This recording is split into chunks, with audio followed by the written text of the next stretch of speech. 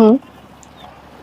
ধরো আগামী 1 বছর পরে যদি আমাদের মনে হয় যে আমরা একজন আরেকজনের জন্য পারফেক্ট না, তখন এই সম্পর্কটার নাম কি হবে? পৃথিবীতে তো আসলে কেউই পারফেক্ট না। তোমার কোনো কিছু আমার ভালো নাই লাগতে পারে, তোমার কোনো চাওয়াতে আমি পারফেক্টলি নাই বসতে পারি। তাই বলে হাল ছেড়ে দিলে তো হবে না। দুজন দুজনের কাছে কিভাবে পারফেক্ট হওয়া যায় সেই চেষ্টাটা তো থাকতে হবে। আর আমাদের সম্পর্কের নাম কি হবে জানো? ভালোবাসা।